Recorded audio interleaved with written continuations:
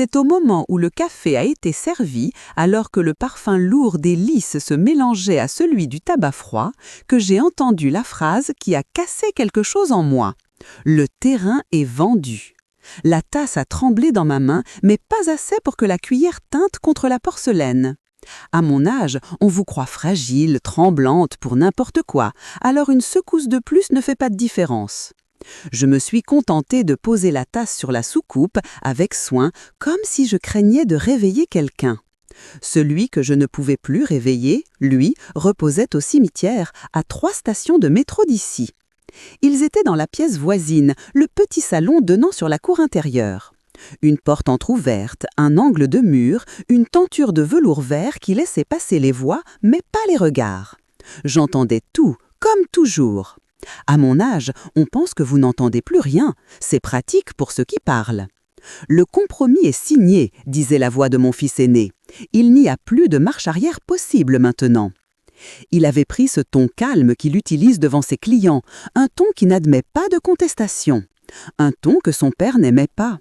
Je l'ai entendu des dizaines de fois au téléphone, dans ce même salon, quand il croyait que je tricotais sans écouter. Ce jour-là, il l'utilisait pour parler de l'héritage de son père. Mon mari était encore dans toutes les pensées, disait-on. Visiblement, pas dans les leurs. Ma belle-fille a répondu avec ce murmure sirupeux qu'elle réserve aux choses qu'elle convoite. De toute façon, maman ne s'en servait plus de cette terre, vous avez bien fait. Qu'est-ce qu'elle aurait voulu qu'on en fasse, honnêtement ? Maman ! Elle m'appelle ainsi depuis 20 ans avec une douceur qui ne trompe que ceux qui ont envie d'être trompés. C'est pratique, maman. C'est tendre, c'est poli, et cela permet de parler de vous à la 3e personne, dans une autre pièce, comme si vous étiez déjà un portrait accroché au mur. Je me suis penchée légèrement en avant, les mains jointes sur mes genoux. Le chiffon noir de ma jupe a formé un pli parfait. Je le sais, je l'ai regardé. Il fallait bien regarder quelque chose pour ne pas hurler. Ils n'avaient pas attendu la fin du deuil, ils n'avaient pas attendu que la terre soit sèche sur la tombe, ils avaient vendu. L'acheteur est content, j'ai entendu mon fils ajouter. Le projet de lotissement va passer sans problème, la mairie est d'accord. La mairie ? Mon mari se serait étranglé. Cette terre, il l'appelait « notre morceau de ciel à nous ». Ce n'était pas un grand domaine ni un château, juste un terrain avec un verger, une maison basse de pierre claire, un morceau de rivière au bout. Mais pour lui, c'était plus qu'un actif, c'était un devoir. Je me suis entendue respirer plus fort. Les sons du salon se sont mis à résonner comme dans une église vide. Les petites cuillères, le froissement des serviettes, les murmures de condoléances autour de moi. Une cousine posait la main sur mon épaule en signe de soutien, mais sa voix m'arrivait de très loin. Tout ce que j'entendais encore clairement, c'était eux derrière la tenture. « Il faudra lui dire, tout de même, » a soufflé ma fille, « elle va l'apprendre. » Ma fille, toujours la plus prudente, la plus soucieuse des apparences. « On lui dira que c'était la volonté de papa, » a répondu mon fils. Il parlait de vendre, on a les mails, ça suffira. Il parlait de vendre, c'était vrai. Il avait évoqué cette possibilité, les mois où la maladie le rendait inquiet pour nous. Il ne voulait pas me laisser avec trop de charges, disait-il. Mais ce n'était qu'une hypothèse, une peur, pas une décision. La seule décision ferme qu'il avait prise, je la connaissais seule.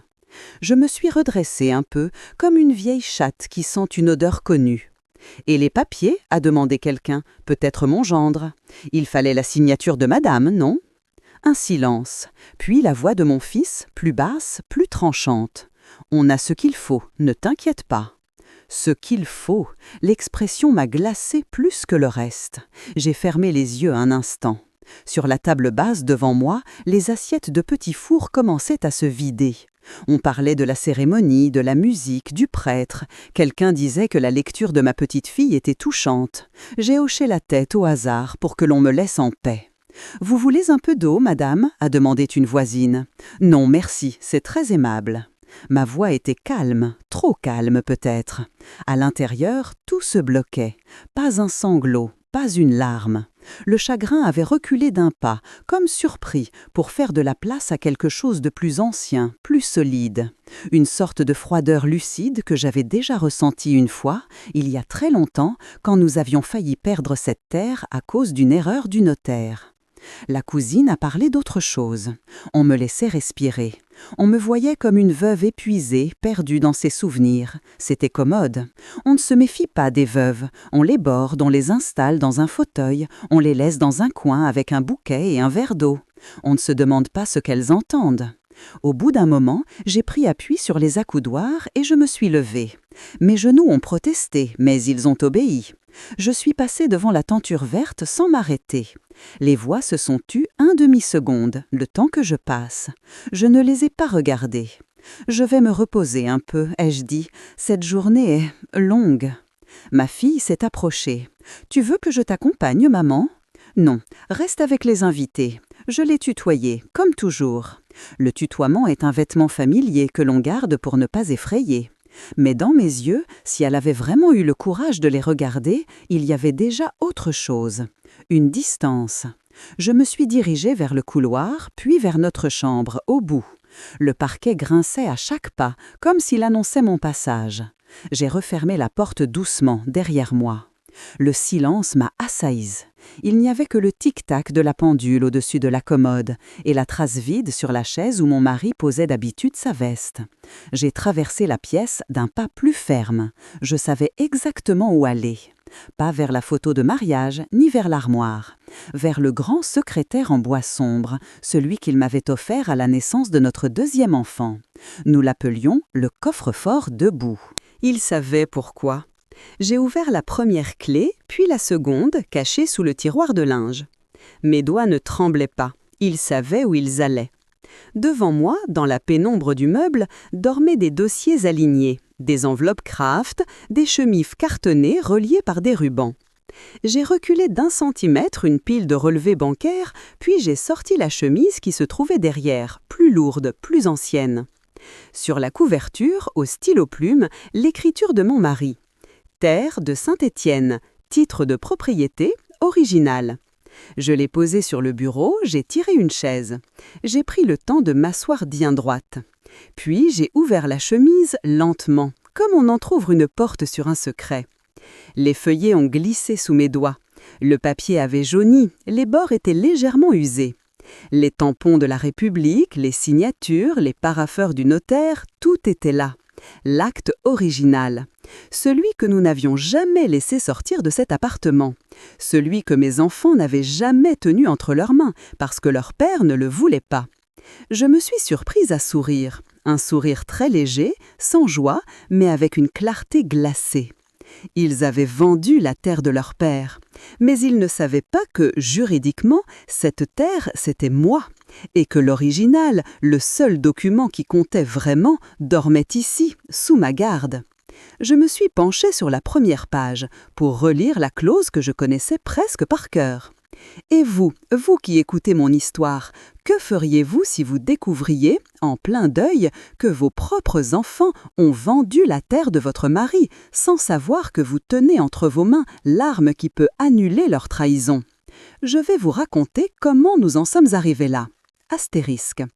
Pour comprendre ce que représentait cette terre, il faut revenir bien avant ce café de condoléances et ces phrases murmurées derrière une tenture. Il faut revenir au temps où mon mari montait encore les escaliers 4 à 4, un dossier sous le bras et l'odeur du vent de la campagne sur son manteau. Nous étions jeunes alors. Je n'avais pas encore les mains tachetées ni les genoux grinçants. Lui avait déjà ce sérieux tranquille qui impressionnait tout le monde. Il n'aimait pas la ville, pas vraiment. Il la respectait, il la traversait, il y travaillait, mais il appartenait à la terre d'une manière que je n'ai compris que plus tard. La première fois qu'il m'a emmenée à Saint-Étienne, j'ai cru qu'il exagérait. Dans le train, il me parlait de notre terrain, comme d'un personnage. Il disait « elle » en parlant de la terre, comme on parle d'une vieille tante facétieuse. J'écoutais, amusée. Quand nous sommes sortis de la petite gare, l'air m'a frappé par sa netteté. C'était un jour de février, froid mais lumineux. Il n'y avait pas de brouillard, pas de fumée d'échappement, juste une sorte de clarté blanche au-dessus des champs nus. « Tu vois, m'avait-il dit, c'est ici que je respire. » Nous avions marché un peu, puis pris une voiture. La route serpentait entre des rangées de peupliers, puis s'ouvrait soudain sur une sorte de cuvette verte. Au fond, j'ai aperçu un toit de tuiles rouges et derrière une bande d'eau qui brillait. C'est là. Il y avait une barrière en bois, vieille, penchée, que nous avons poussée. Le grincement du bois m'a donné une impression étrange, comme si nous dérangions quelqu'un. La maison était simple, basse, avec des volets bleus un peu délavés. À côté, un verger, des pommiers tordus, des pruniers. Plus loin, la terre s'étendait, irrégulière, jusqu'à la rivière. C'était à mon grand-père, puis à mon père, avait-il expliqué. Maintenant, c'est à moi. Il s'était tourné vers moi et avait ajouté, avec ce sourire rare qui n'était que pour moi, « Et un jour, ce sera à toi ». Je m'étais moqué de lui gentiment. « À moi? Pourquoi à moi? Tu as des enfants, tu sais ». À l'époque, nous n'en avions pas encore, mais dans sa tête, ils existaient déjà. « Justement », avait-il répondu, « eux, on leur donnera la ville, les études, le confort. Mais quelqu'un devra avoir la responsabilité de la terre. Et toi, tu es plus têtu que tous réunis. » Il avait dit cela avec tendresse. Je ne savais pas alors à quel point il avait raison. Les années ont passé, les enfants sont nés, ont grandi, ont rempli l'appartement parisien de leurs cris, de leurs disputes, de leurs succès. La terre de Saint-Étienne était notre refuge. L'été, nous y restions des semaines entières. L'hiver, mon mari y passait des week-ends seul pour vérifier que tout va bien. Il revenait avec des cajots de pommes, des confitures improvisées, des journaux locaux. Les enfants aimaient cette maison au début. Ils y couraient partout, se cachaient dans le grenier, grimpaient aux arbres. Puis, peu à peu, la ville a pris le dessus. Les amis, les études, les écrans. Saint-Étienne est devenu le trou perdu. Ils venaient de moins en moins. Ils soupiraient quand nous leur proposions d'y passer Noël. Ils trouvaient l'endroit trop calme, trop loin, trop nul. Je n'ai pas insisté. On ne force pas un enfant à aimer ce que nous aimons. Cela ne sert à rien. On les laisse vivre, on espère qu'un jour ils comprendront. Mon mari, lui, n'abandonnait pas si facilement. Ils reviendront, me disait-il. Quand nous ne serons plus là, ils se disputeront pour la chambre qui donne sur la rivière. Je le regardais, parfois, avec un mélange de tendresse et de tristesse. Il ne voulait pas voir que le monde avait changé. Pour lui, la terre avait une valeur sacrée. Pour eux, elle n'était qu'une donnée dans un tableau Excel. Un jour, pourtant, je les ai entendus parler clairement. C'était un Noël où ils étaient tous venus pour faire plaisir à leur père. Nous étions assis autour de la table en bois, le feu crépitait dans la cheminée. La conversation avait glissé vers l'avenir, comme souvent. « Papa, avait dit mon fils aîné, tu sais que cette terre pourrait valoir beaucoup plus si tu la vendais à un promoteur. Il y a un projet de lotissement dans la région. » Mon mari avait levé les yeux de son assiette. Ce terrain n'est pas à vendre. La réponse avait été nette. Mon fils avait insisté, chiffres à l'appui, parlant des taxes, de l'entretien, des impôts. Ma fille renchérissait, évoquant leur propre manque de place dans leurs appartements, leurs enfants, leurs projets. Ils prenaient un ton raisonnable, presque pédagogique. Nous étions déjà devenus pour eux des personnes à convaincre. « Vous verrez plus tard, avait dit mon mari, quand vous serez plus vieux. Pour l'instant, vous ne comprenez pas. » Il avait clos la conversation ainsi. Mais elle n'était pas close dans leurs esprits. Ce jour-là, après le départ des enfants, il était resté longtemps dehors, dans le verger, les mains dans les poches. Je l'avais rejoint. Il m'avait regardé, un peu fatigué. « Tu vois, ils ne comprennent pas, avait-il murmuré. Pour eux, c'est une ligne dans un bilan. »« Ils sont de leur époque, avais-je répondu. Ils ont grandi dans une autre France que toi. » Il avait hoché la tête, mais je voyais bien que cela ne le consolait pas. C'est cette année-là qu'il m'a montré, pour la première fois, la fameuse chemise cartonnée. Nous étions à Paris, un soir d'hiver. Les enfants étaient repartis dans leur vie. Il avait sorti la chemise du secrétaire, l'avait posée sur la table et m'avait dit « Il faut que tu saches exactement où cela se trouve. Si un jour je ne suis plus là, tu devras veiller à ce que rien ne soit fait sans toi. » J'avais ouvert la chemise, intriguée. L'acte, les annexes, les clauses. Il m'a fait expliquer chaque ligne avec patience, comme s'il me confiait un secret d'État. « Regarde, là, avait-il dit en montrant une clause. La propriété est à mon nom et, par testament, elle sera à toi. Les enfants, eux, auront le reste. Mais cette terre, je te la confie. Ce n'est pas un cadeau, C'est une mission. Je me souviens de la manière dont il avait prononcé ce mot, mission. Cela pouvait sembler théâtral, mais ce n'était pas du théâtre, c'était lui. Et s'ils insistent pour vendre, avais-je demandé, tu les connais? Il avait souri, sans joie. Alors, tu feras ce que tu jugeras juste. Tu auras l'acte original. Le notaire n'en aura qu'une copie. Eux, rien du tout. Je sais que tu ne te laisseras pas manipuler. Il me faisait confiance, peut-être plus qu'il ne l'aurait dû. Car ce qu'il n'avait pas prévu, c'est que le chagrin lui-même serait utilisé contre moi. Dites-moi, vous qui écoutez, quand quelqu'un que vous aimez vous confie ainsi une mission liée à son dernier morceau de terre, pensez-vous que cette mission s'arrête quand il meurt ou commence-t-elle vraiment à ce moment-là? Les derniers mois de sa vie ont brouillé beaucoup de choses. Les constances à l'hôpital, les visites, les médicaments, les nuits blanches. La terre de Saint-Étienne devenait une idée floue, un lieu où nous n'allions plus, seulement un souvenir accroché au mur du salon dans un cadre ovale. Les enfants venaient régulièrement cette fois. Ils étaient attentionnés, présents, efficaces. Ils prenaient des rendez-vous médicaux, ils organisaient les transports, ils parlaient à l'équipe soignante.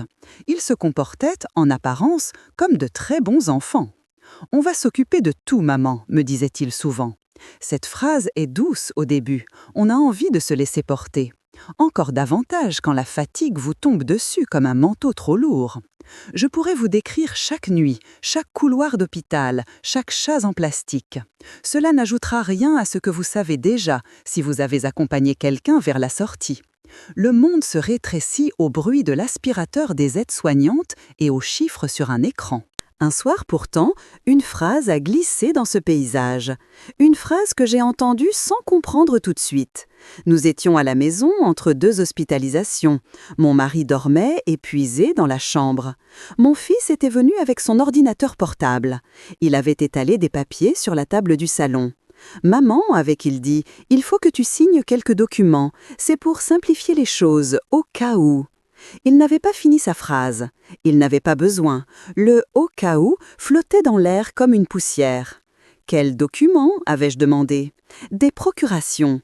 Comme ça, on pourra gérer sans te déranger pour tout, surtout pour la banque. C'est administratif, rien de grave. » Les yeux me brûlaient, j'avais mal dormi, je n'avais pas envie de lire, je n'avais pas envie de penser, je voulais juste retourner auprès de mon mari. « Tu peux m'expliquer, au moins ?» Il avait pris un ton patient, professionnel. Il m'avait parlé de virements, de paiements à régler, de dossiers à signer à l'hôpital. Tout cela me paraissait lointain. Je voyais seulement ses mains qui posaient des feuilles devant moi, un stylo et son regard pressé. « On n'a pas besoin de tout lire », avait ajouté ma fille, assise à côté de lui. « Tu sais qu'on ne fera rien contre toi. » Je les ai regardés tous les deux, mes enfants, ceux que j'avais portés, nourris, consolés. Oui, ils avaient leurs défauts. Oui, ils avaient toujours été un peu trop intéressés par l'argent. Oui, ils avaient déjà tenté de convaincre leur père de vendre la terre. Mais de là à imaginer, je n'ai pas imaginé. J'ai signé plusieurs fois, là où mon fils m'indiquait. Je me souviens de la sensation du stylo dans ma main, lourde. Je me souviens de la fatigue qui me donnait la nausée. Je me souviens de la petite voix, au fond de moi, qui murmurait « Tu devrais lire ». Je me souviens de l'avoir fait taire. Quelques semaines plus tard, mon mari est mort. Après cela, tout s'est accéléré. Les funérailles, les faire-part, les démarches, les enfants se relayant à la maison, dans ce même salon où je vous parle aujourd'hui. Il téléphonait beaucoup, il s'isolait souvent dans la pièce voisine. Il disait que c'était pour ménager mes oreilles. Un jour, j'ai entendu le mot « terrain » dans une de leurs conversations. « On ne devrait pas attendre », avait dit mon fils. « Le marché est bon en ce moment. » Ma fille avait répondu quelque chose à propos de délais, de signatures, de la vieille génération qui avait toujours peur de vendre. Je n'ai pas tout saisi, je l'admets. La douleur me rendait lente. Ce n'est que le jour du café après l'enterrement, en les entendant dire « le terrain est vendu », que toutes ces petites scènes se sont assemblées dans ma tête comme les pièces d'un puzzle cruel. Ils avaient profité du moment où je voyais flou. Ils avaient utilisé ces procurations signées à la hâte. Ils avaient pris ce qui ne leur appartenait encore, sous prétexte de me soulager. Et moi, j'avais laissé faire. Vous qui m'écoutez, dites-moi une chose. Dans ces moments où la fatigue vous écrase, faites-vous confiance à vos proches au point de signer sans lire ou avez-vous le courage de leur dire non, même si cela les froisse? Astérisque. Dans notre chambre silencieuse, devant la chemise cartonnée, cette question revenait me frapper comme une vague. J'aurais pu me noyer dedans, mais quelque chose en moi refusait. Je n'avais jamais été une femme faible, soumise parfois pour la paix des ménages, mais jamais naïve. Si j'avais signé des procurations, ce n'était pas parce que je ne savais pas lire, c'était parce que, à ce moment-là, je ne pouvais plus porter une bataille de plus. Ils l'avaient compris, ils en avaient profité. « Très bien », ai-je murmuré à haute voix, « vous avez joué. À mon tour. » J'ai rapproché la lampe du bureau et j'ai relu l'acte original, ligne par ligne. C'était comme retrouver une conversation ancienne, une promesse faite dans une autre vie. Le titre d'abord, « Acte de propriété, terre dite de Saint-Étienne ». Puis les noms, celui de mon mari, celui du vendeur de l'époque, les références cadastrales. Puis, plus loin, les clauses particulières. Je me souvenais de certaines formules. Clause d'inaliénabilité temporaire. Interdiction de cession sans accord écrit du conjoint survivant. Le langage juridique est sec, mais il a ses tendresses quand on sait les lire. En clair, cela voulait dire ceci. Même si mon mari avait voulu vendre de son vivant, même s'il avait préparé quelque chose, sans ma signature explicite, rien ne pouvait être valablement transféré. Et cette signature, je ne l'avais jamais donnée. Mon fils avait pu utiliser une procuration générale à la banque.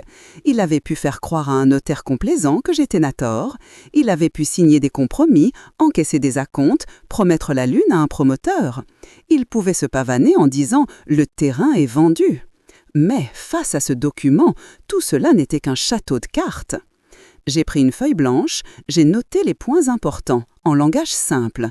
Je voulais être capable de les expliquer sans m'en mêler dans les termes. J'ai écrit 1. L'acte original est en ma possession.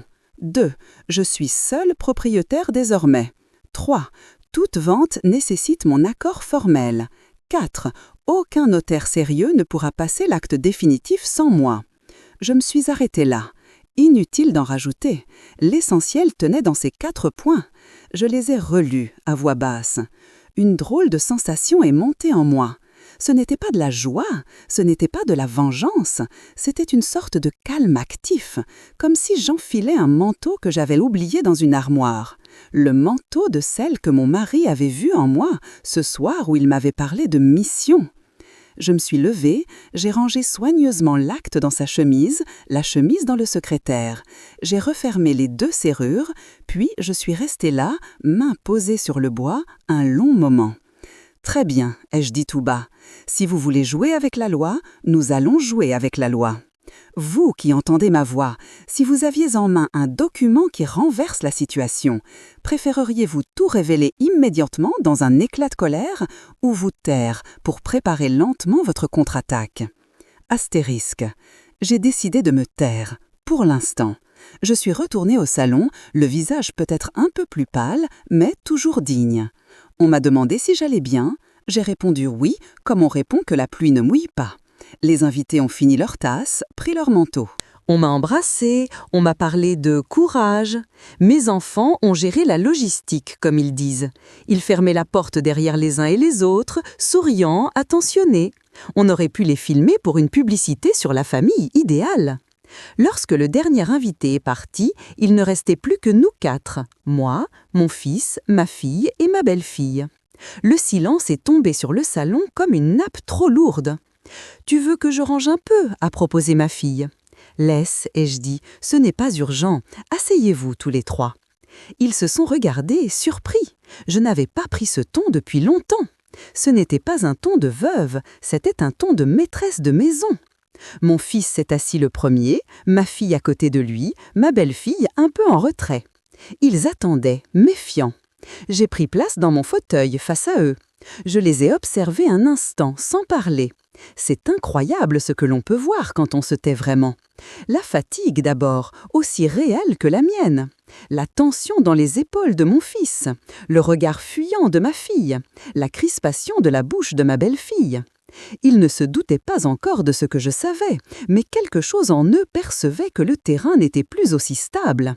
« Je vous ai entendu tout à l'heure, ai-je dit calmement. Dans le petit salon, vous parliez du terrain. » Ma fille a rougi, mon fils a redressé le dos. « Maman, a-t-il commencé, on allait justement en parler. »« C'est fait, ai-je répondu. Je vous ai entendu dire que le terrain est vendu. » Un silence. Ma belle-fille a ouvert la bouche, puis l'a refermée. C'est mon fils qui a pris la parole, comme d'habitude. « Écoute, maman, il faut être raisonnable. Tu sais que papa parlait de vendre. On ne peut pas garder un terrain pareil à ton âge avec les charges, les impôts. » Je l'ai interrompé d'un geste de la main. « Vous avez vendu, ai-je répété, sans moi, sans m'en parler, pendant que j'étais occupée à enterrer mon mari. » Le mot « enterrer » a fait fléchir un instant son regard.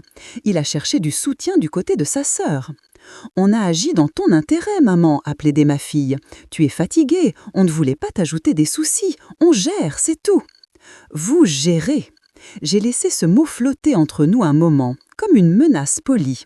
Puis j'ai posé la question qui les intéressait eux. « Et maintenant, que comptez-vous faire ?» Mon fils s'est éclairci la gorge. « Il y a un compromis de vente signé, a-t-il expliqué. Le notaire prépare l'acte définitif. L'acheteur est un promoteur sérieux, il paiera bien. Cela te permettra d'être tranquille. On pourra mettre en ordre tes finances, la succession, tout ça. » Mes finances, ma succession, tout ça. Je répétais ces mots comme une élève docile, mais mon regard ne quittait pas le sien. Il a soutenu mon regard, il ne me connaissait pas si bien qu'il le croyait. « De toute façon, a ajouté ma belle-fille, tu n'y vas plus à Saint-Étienne, et nous non plus, ça ne sert à rien. » J'ai tourné la tête vers elle. C'est la première fois, ce jour-là, que j'ai utilisé le « vous » avec elle. « Et vous, ai-je dit d'une voix très douce, vous trouvez que cela ne sert à rien, ce que votre beau-père a construit toute sa vie ?» Elle a cligné des yeux, surprise. Elle n'avait pas l'habitude que je mette cette distance entre nous. Elle a bafouillé quelque chose sur le pragmatisme, sur l'évolution des choses. « Ne me dites pas ce que voulait votre beau-père, ai-je coupé. Je sais ce qu'il voulait, il me l'a dit. » Je me suis levée, lentement, je sentais leurs yeux le suivre. « Très bien, ai-je ajouté, nous parlerons de tout cela plus tard, avec plus de calme. Pour l'instant, je vais me coucher, je suis fatiguée. Laissez la vaisselle, je verrai demain. » Je n'ai rien ajouté, je n'ai pas crié, je ne leur ai pas brandi l'acte sous le nez, je ne leur ai pas lancé leurs papiers au visage. Je les ai laissés là, assis sur mon canapé, entourés de tasses sales et de miettes de gâteau, avec leur bonne conscience un peu froissée. Dans le couloir, en marchant vers ma chambre, j'ai pensé à une chose très simple. La prochaine personne à qui je parlerais de ce terrain ne serait pas l'un d'eux. Ce serait quelqu'un qui, lui, se souciait encore du poids des mots sur un papier. Vous, à ma place, auriez-vous tout déballé ce soir-là, quitte à hurler, ou auriez-vous choisi, comme moi, de garder le silence pour préparer un autre type de confrontation ? Astérisque.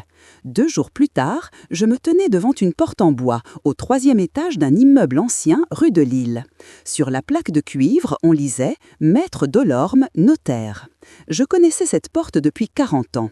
C'est là que nous avions signé l'achat de l'appartement, l'acte de donation entre époux et bien d'autres papiers. C'est là que mon mari aimait venir pour parler sérieusement. Quand les enfants ont commencé à préférer les notaires des quartiers plus modernes, plus dynamiques, c'est à contre-cœur qu'il avait accepté. Mais il n'avait jamais renoncé à la confiance qu'il avait en Maître Delorme. J'ai sonné. La secrétaire m'a reconnue aussitôt. « Madame, comme je suis désolée pour votre mari, entrez donc, vous aviez rendez-vous, n'est-ce pas ?»« Oui, avec Maître Delorme. » Elle m'a conduite dans un petit salon d'attente, aux fauteuils un peu trop durs, aux murs couverts de bibliothèque. L'odeur était toujours la même, mélange de papier, de poussière et d'un parfum discret de cire. Au bout de quelques minutes, la porte du bureau s'est ouverte. Maître Delorme est apparu. Il avait vieilli, lui aussi. Ses cheveux étaient plus rares, son dos un peu voûté, mais ses yeux restaient vifs, comme ceux d'un homme qui a passé sa vie à lire entre les lignes. Ma chère madame, a-t-il dit en s'approchant, permettez-moi d'abord de vous présenter toutes mes condoléances. Votre mari était... Il s'est interrompu, cherchant un mot. J'ai levé la main. Je sais ce qu'il était, maître. C'est pour cela que je suis là. Il a incliné la tête, compréhensif. Venez, asseyez-vous. Qu'est-ce que je peux faire pour vous ? Je me suis installée en face de lui. J'ai sorti de mon sac la chemise cartonnée que j'avais enveloppée dans un foulard pour la protéger. Je l'ai posée sur le bureau. « Je voudrais que vous relisiez cet acte, ai-je dit, et que vous me disiez jusqu'où mes enfants ont le droit d'aller. » Il a ajusté ses lunettes, a ouvert la chemise, a parcouru les premières lignes. Je l'ai vu sourire légèrement. « Ah, la terre de Saint-Étienne, a-t-il murmuré. Je me souvenais qu'elle existait. Votre mari en parlait souvent. » Il en parlait beaucoup, en effet. Je l'ai laissé lire en silence. Ses yeux remontaient les pages avec l'habitude de celui qui a vu défiler des milliers d'actes. De temps en temps, il hochait la tête, prenait un crayon, soulignait une phrase, notait un mot dans la marge.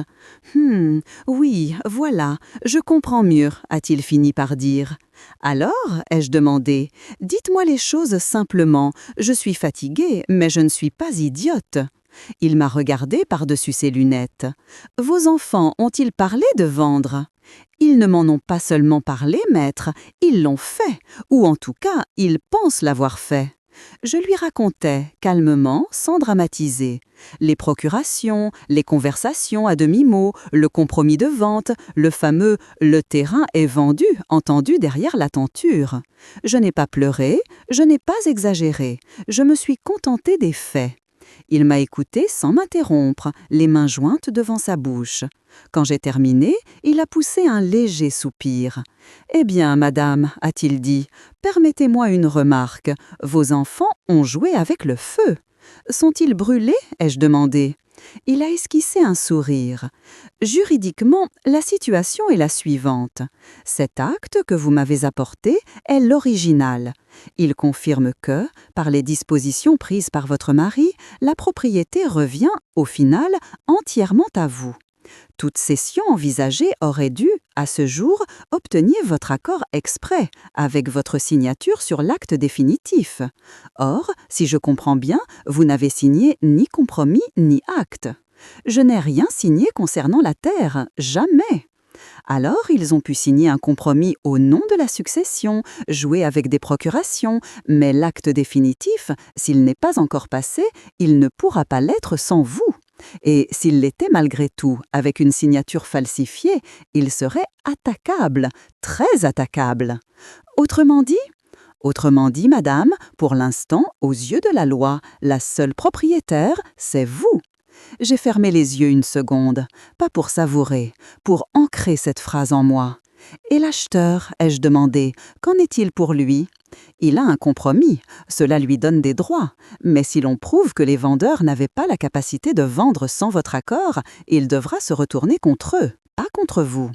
Il a appuyé sur ce « eux » avec une douceur implacable. « Vous pouvez, si vous le souhaitez, poursuivre la vente en votre nom propre », a-t-il ajouté, « ou refuser catégoriquement, ou renégocier. Vous avez le choix. Eux, beaucoup moins. » Je suis restée silencieuse un moment. Dans ma tête, les visages de mes enfants défilaient, un à un, enfants, adolescents, adultes, leurs mains tendues vers moi, vers leur père, et maintenant vers ce qu'il avait laissé. « Maître, ai-je demandé enfin, si je décidais de ne pas vendre, que se passerait-il » Il a haussé légèrement les épaules. « Vos enfants seraient fâchés, l'acheteur serait furieux. Ils essaieraient peut-être de contester le testament, de faire valoir d'autres arguments. Mais avec cet acte et quelques précautions, vous avez de très bons atouts. Autrement dit, madame, pour l'instant, aux yeux de la loi, la seule propriétaire, c'est vous. » J'ai fermé les yeux une seconde, pas pour savourer, pour ancrer cette phrase en moi. Et l'acheteur, ai-je demandé, qu'en est-il pour lui ? Il a un compromis, cela lui donne des droits, mais si l'on prouve que les vendeurs n'avaient pas la capacité de vendre sans votre accord, il devra se retourner contre eux, pas contre vous. Il a appuyé sur ce « eux » avec une douceur implacable. « Vous pouvez, si vous le souhaitez, poursuivre la vente en votre nom propre », a-t-il ajouté, « ou refuser catégoriquement, ou renégocier. Vous avez le choix. Eux, beaucoup moins. » Je suis restée silencieuse un moment. Dans ma tête, les visages de mes enfants défilaient, un à un. Enfants, adolescents, adultes, leurs mains tendues vers moi, vers leur père, et maintenant vers ce qu'il avait laissé. « Maître, ai-je demandé enfin, si je décidais de ne pas vendre, que se passerait-il » Il a haussé légèrement les épaules. « Vos enfants seraient fâchés, l'acheteur serait furieux. Ils essaieraient peut-être de contester le testament, de faire valoir d'autres arguments. Mais avec cet acte et quelques précautions, vous avez de très bons atouts. » Il m'a regardé plus intensément. « La vraie question, madame, n'est pas ce que vous pouvez faire, c'est ce que vous voulez faire. » Je me suis entendue répondre avant même d'avoir complètement formulé ma pensée. Je veux qu'ils comprennent, je veux qu'ils réalisent qu'on ne joue pas avec la parole d'un mort, ni avec celle d'une mère. Je veux qu'ils aient peur, juste un peu, de ce qu'ils ont fait. Et je veux que la terre reste une terre, pas une rangée de pavillons. Il a hoché la tête lentement. « Alors, nous allons prendre notre temps, a-t-il dit, et nous allons nous préparer. Vous, à cet instant précis, si un notaire vous disait que la loi est de votre côté, choisiriez-vous de pardonner en silence, de tout annuler ou de laisser vos enfants sentir, pour une fois, le poids de leurs actes? Je sais déjà ce que j'ai choisi, mais cela, je vous le raconterai ensuite. En sortant de chez Maître Delorme ce jour-là, j'ai marché lentement sur le trottoir, le sac un peu plus lourd au creux du bras. Paris continuait sa vie autour de moi, indifférent. Les voitures, les vélos, les passants pressés. Moi, je venais d'apprendre une chose simple. Officiellement, je n'étais pas une vieille femme dépassée. J'étais la propriétaire. Je me suis arrêtée devant une vitrine de librairie. Je ne voyais même pas les couvertures. Je revoyais le visage de mon fils dans mon salon, me parlant de charges et de marché immobilier. Et la voix de Maître Delorme quelques minutes plus tôt, la seule propriétaire, c'est vous. Je me suis surprise à rire, un rire sec, sans joie. « Tu avais raison, mon vieux », ai-je murmuré en pensée à mon mari. « Ils ne comprennent pas la terre, mais ils vont apprendre la loi. » Vous qui m'écoutez, quand vous découvrez tout à coup que vous n'êtes pas aussi impuissant qu'on voulait vous le faire croire, est-ce que vous avez envie de pardonner immédiatement ou de laisser les autres sentir un peu le poids de leur propre erreur? J'ai pris le métro pour rentrer. Dans la rame, des gens regardaient leur téléphone. Personne ne savait qu'une vieille dame assise près de la porte portait dans son sac un document capable de ruiner 2 plans à la fois, celui d'un promoteur et celui de ses propres enfants. En rentrant à la maison, j'ai rangé la chemise au même endroit, dans le secrétaire, mais pas tout à fait de la même manière. Avant, je la cachais. Maintenant, je la gardais comme une arme rangée, prête à être sortie au bon moment. Il restait à choisir ce moment. Le soir même, mon fils a appelé. « Maman, ça va? Tu tiens le coup ?» Sa voix était douce, pleine de sollicitude. C'est curieux comme la même voix peut exprimer à la fois l'affection et la manipulation, selon le contexte. « Je fais ce que je peux », ai-je répondu. « Je voulais justement vous voir, vous 3. Venir dîner samedi, ça vous irait? Tous ensemble. » Je l'ai entendu hésiter une seconde. « Samedi, oui, on a un rendez-vous chez le notaire dans l'après-midi, mais le soir c'est bon. »« Chez le notaire ?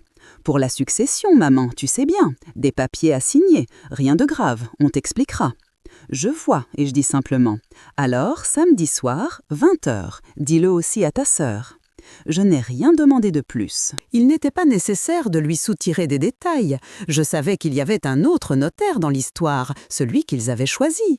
Je savais aussi que Maître Delorme, lui, n'avait encore vu passer aucun dossier de succession nous concernant. Il était temps de l'y inviter. Le lendemain matin, j'ai rappelé Maître Delorme. « Mes enfants ont un rendez-vous chez un notaire samedi après-midi, » ai-je expliqué, sans moi. Ils pensent régler la succession et, j'imagine, ce fameux compromis pour la terre. Je voudrais que ce rendez-vous ne puisse pas aller au bout. « Je comprends, madame, a-t-il dit. Souhaitez-vous être présente là-bas ? » Pas tout de suite, pas comme une invitée surprise dans leur théâtre. Je préférerais que le théâtre change de salle. Il a souri, je l'ai entendu. Très bien. Dans ce cas, je vais d'abord demander communication du dossier à mon confrère, en tant que notaire de longue date de votre famille, officiellement. Ensuite, nous organiserons une réunion chez moi pour lecture du testament de votre mari. Ce sera l'occasion de tout remettre à plat. Et le promoteur? L'acheteur sera prévenu dès à présent qu'il existe des réserves sérieuses sur la capacité des vendeurs. Je lui écrirai aujourd'hui. Il réfléchira.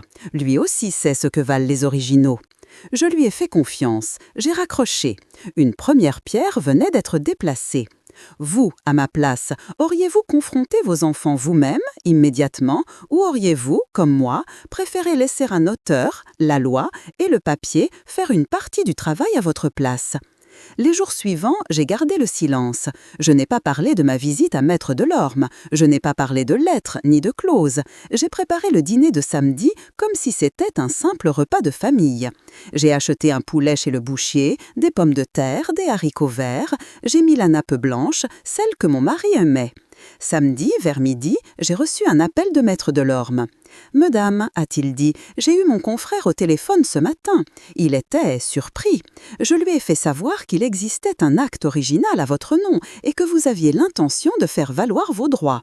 Le rendez-vous de cet après-midi n'est pas annulé, mais il a changé de nature. Ce ne sera plus un simple passage à l'acte, ce sera une explication. » « Très bien, ai-je répondu. Et nous ?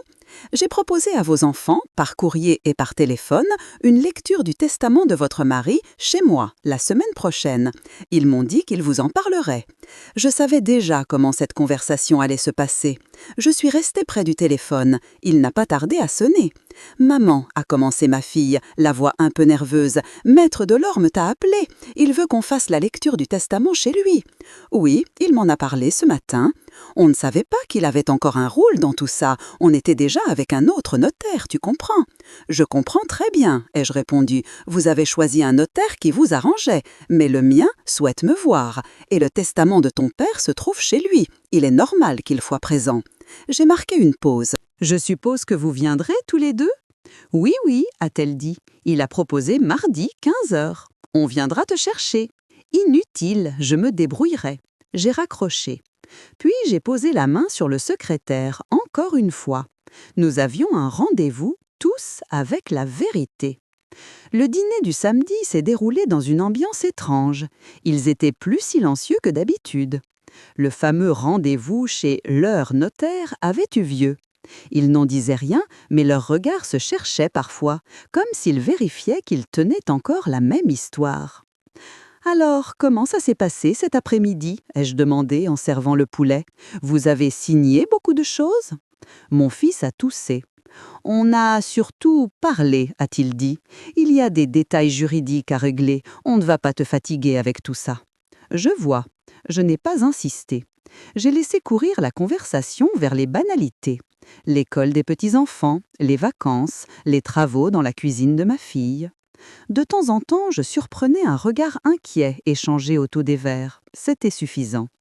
À la fin du repas, j'ai posé mes mains à plat sur la table. « Mardi, nous irons tous chez Maître Delorme, ai-je dit. Il lira le testament de votre père. Et nous parlerons de cette terre, cette fois en ma présence. » Mon fils a esquissé un sourire crispé. « Bien sûr, maman, on veut que tout soit clair. » Moi aussi, ai-je répondu. Vous, spectateur silencieux de ce dîner, auriez-vous lancé la discussion plus tôt ou attendu, comme moi, ce rendez-vous chez le notaire pour poser les vraies questions? Mardi, il faisait gris. Un de ces gris parisiens qui écrasent les façades, sans pluie mais sans lumière. Je me suis habillée avec soin, pas en veuve dramatique, en propriétaire. Une jupe sombre, un chemisier blanc, un foulard que mon mari aimait et mes chaussures les plus confortables. Je suis arrivée un peu en avance chez Maître Delorme. La secrétaire m'a installée directement dans son bureau. Quelques minutes plus tard, la porte s'est ouverte. Mes enfants sont entrés ensemble, avec ma belle-fille derrière eux. Ils avaient ce sourire prudent qu'on porte dans les lieux officiels. « Bonjour, maman » a dit ma fille en m'embrassant. « Bonjour, asseyez-vous. » Maître Delorme a refermé la porte, puis a pris place derrière son bureau. Devant lui, une chemise bleue différente de la mienne. Celle-ci portait le nom de mon mari. Merci à tous d'être venus, a-t-il commencé. Votre père m'avait confié son testament il y a quelques années. Il est temps que je vous le lise.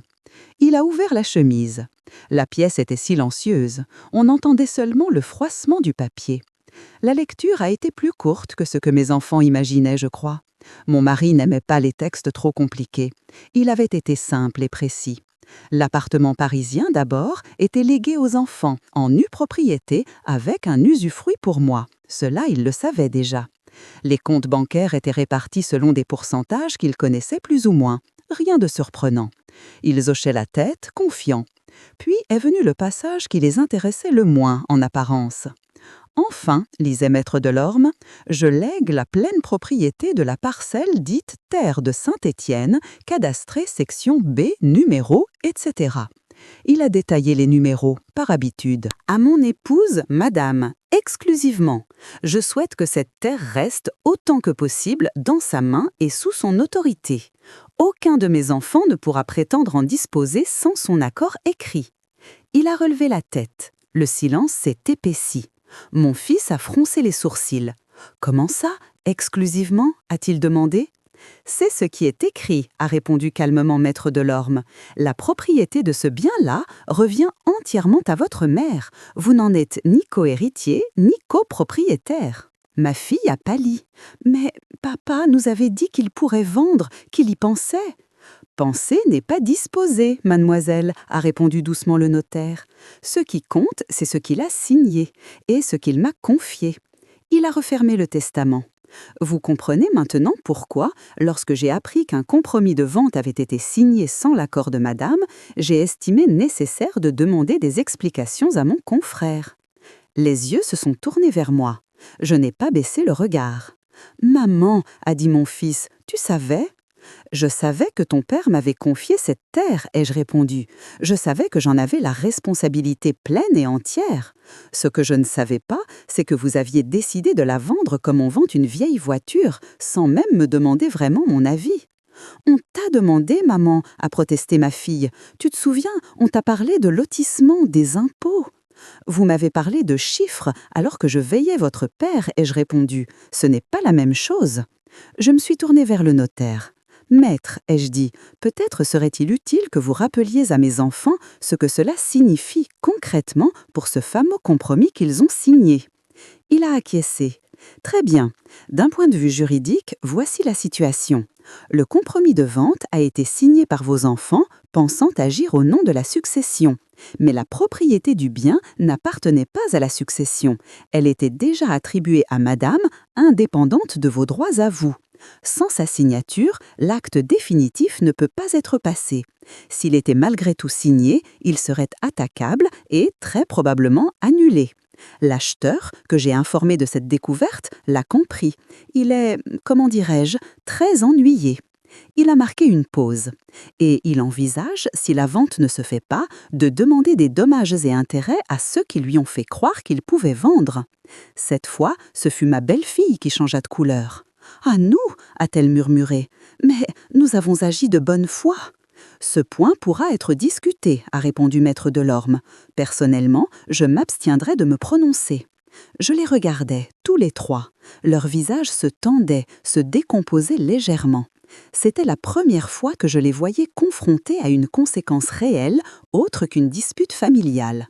Vous, à ce moment précis, si vous étiez à ma place, auriez-vous plaisir à voir vos enfants ainsi pris au piège ou auriez-vous eu pitié d'eux, malgré tout ? Moi, je n'ai pas éprouvé de plaisir, seulement la sensation d'une balance qui revenait enfin à peu près à l'horizontale. « Qu'est-ce que tu veux faire, maman ?» a demandé ma fille, d'une voix plus basse. Elle avait cessé de jouer à l'adulte raisonnable. Elle redevenait la petite fille qui demandait si elle allait être grondée. « Tu veux annuler la vente ?» a ajouté mon fils, la mâchoire serrée. Je me suis tournée vers la fenêtre. La rue de Lille était toujours là, tranquille. Les voitures passaient. Un rayon de lumière timide glissait sur les toits. Je ne veux pas que la terre de ton père finisse en pavillon aligné, ai-je dit. Je ne veux pas non plus passer mes vieux jours à aller de tribunal en tribunal pour réparer vos imprudences.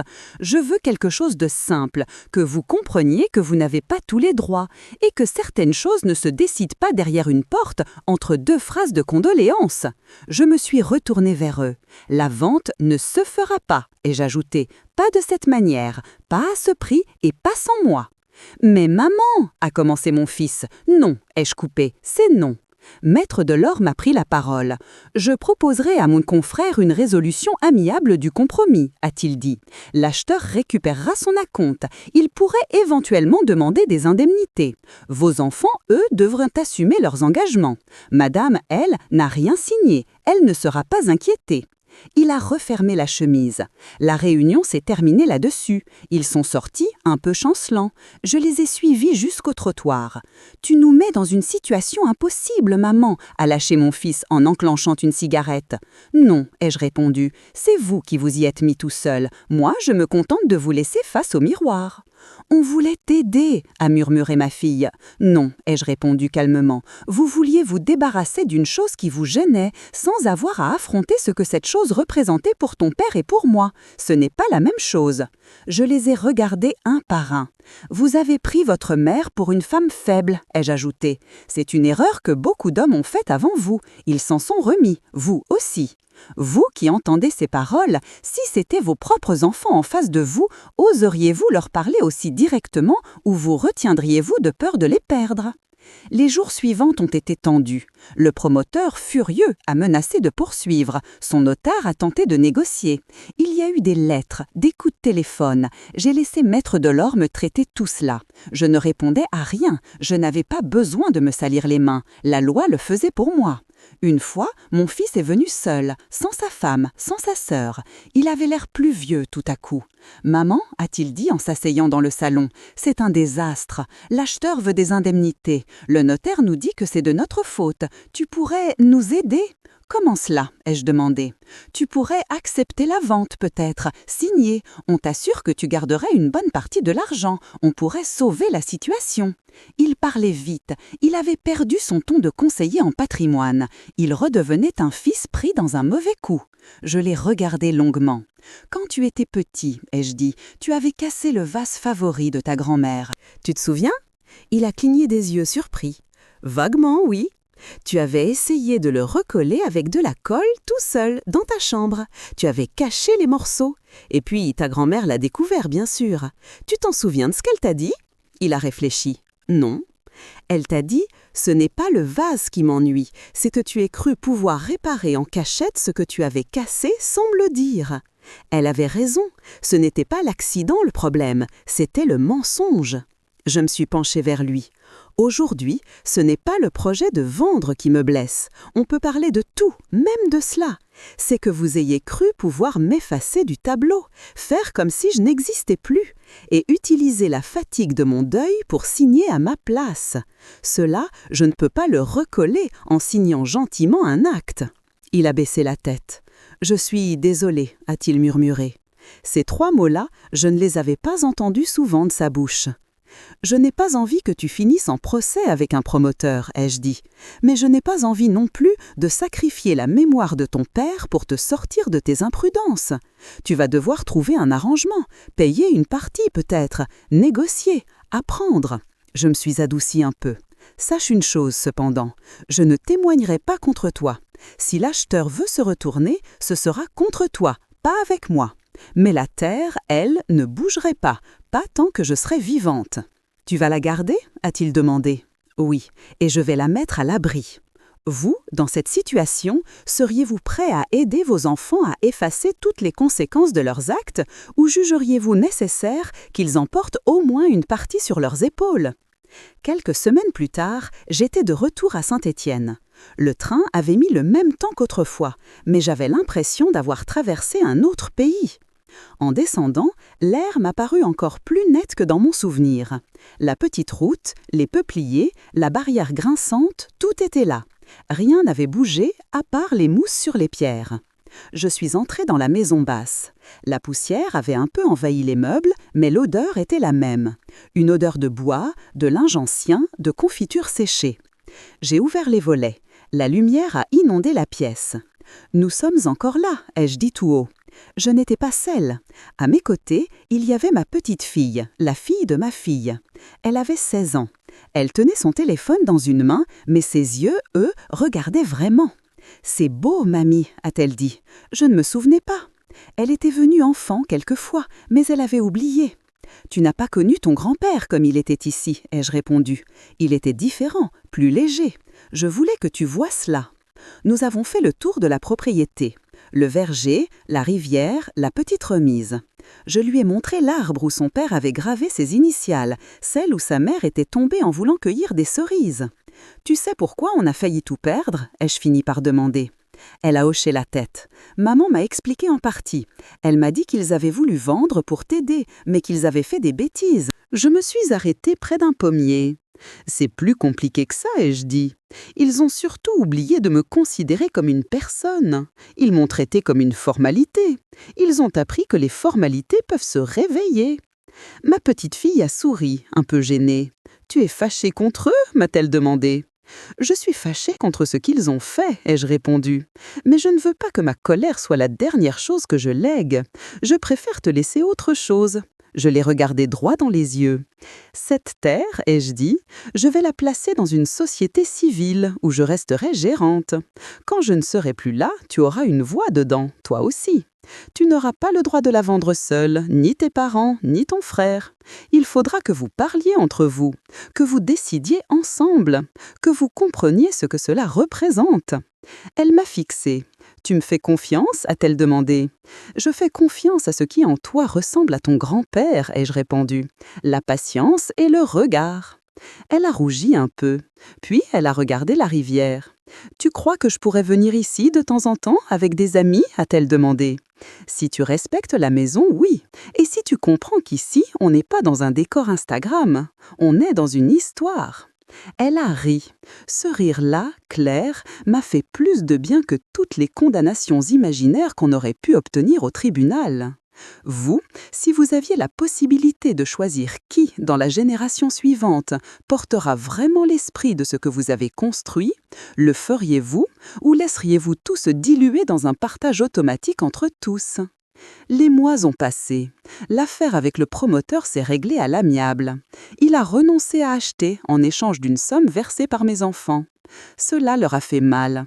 Ils ont dû vendre une partie de leur propre placement, reporter certains travaux, renoncer à quelques vacances. Rien de tragique, juste assez pour qu'ils se souviennent. La terre, elle, est restée là. Nous avons fait, avec l'aide de Maître Delorme et d'un autre conseiller, cette fameuse société civile. J'en suis devenue la gérante. Mes enfants y ont une part, mais pas le pouvoir de décider seule. Ma petite fille aussi. Elle est venue du lycée pour signer. Elle avait l'air très sérieuse en tenant le stylo. « Tu sais que ce que tu signes là engage longtemps ?» ai-je dit. « J'ai le temps » a-t-elle répondu. Je l'ai cru. Avec mes enfants, rien n'est redevenu tout à fait comme avant. Il y a eu des excuses maladroites, des tentatives de justification au début, puis, peu à peu, un peu plus de silence. Ils m'appellent, ils viennent me voir, mais une légère distance s'est installée. Ce n'est pas moi qui l'ai voulu, c'est la trace de leurs propres gestes. Je ne peux pas l'effacer pour eux. Un soir, mon fils est resté après le départ de sa sœur. Nous étions seuls dans le salon. La télévision était éteinte. Seule la lampe du coin éclairait la table basse. « Maman, a-t-il dit soudain, tu crois que papa aurait approuvé ce que tu as fait ?» Je l'ai regardé longtemps avant de répondre. « Je crois qu'il aurait préféré ne jamais se retrouver dans cette situation, » ai-je dit. « Mais je crois aussi qu'il aurait été fier que je ne laisse pas n'importe qui décider du sort de la terre qu'il aimait, même si ce n'importe qui porte son nom. » Il a baissé les yeux. « J'ai eu tort, » a-t-il murmuré. Cette phrase-là, je l'ai gardée pour moi, comme on garde une petite pierre dans sa poche, pas pour l'acheter, pour se souvenir. Je me suis levée, j'ai posé une main sur son épaule. « Tu as eu tort, » ai-je confirmé, « mais je suis encore là. Tu as le temps de faire mieux. À une condition, que tu ne considères plus jamais ta mère comme une case à cocher à la fin d'un formulaire. » Il a hoché la tête. Je ne sais pas s'il changera complètement. Les gens ne se transforment pas comme dans les romans. Mais il a senti, une bonne fois pour toutes, qu'il y a des limites. Aujourd'hui, lorsqu'il est question d'argent, il me parle d'abord. Il m'explique, il demande. Ce n'est pas de la peur, c'est une sorte de respect. Tardive, mais réelle. Vous, si quelqu'un qui vous a trahi de cette façon reconnaissait clairement sa faute, seriez-vous prêt à laisser une place à une relation nouvelle, différente, ou préféreriez-vous tout fermer définitivement ? Il m'arrive encore, certains soirs, de m'asseoir dans mon fauteuil du salon haussmannien et de repenser à ce premier café de condoléances. Au parfum des lys, au murmure derrière la tenture, à cette phrase « Le terrain est vendu ». Je pense alors au trajet que nous avons fait depuis, à l'acte sorti de son tiroir, à la signature qui n'a jamais été posée, au regard déçu du promoteur, aux excuses murmurées, au sourire de ma petite fille sous les pommiers, et je me dis que cette histoire n'est pas seulement celle d'une terre, c'est l'histoire de la place qu'on laisse ou non à ceux qui nous ont précédés, de la manière dont on les efface ou dont on les écoute. J'ai choisi de ne pas me laisser effacer, sans hurler, sans casser la vaisselle, simplement en ouvrant un tiroir, en relisant quelques lignes et en laissant la loi faire son travail. Avec, derrière, quelque chose de plus solide qu'un texte, la promesse silencieuse que j'avais faite à mon mari un jour de février devant une barrière qui grinçait.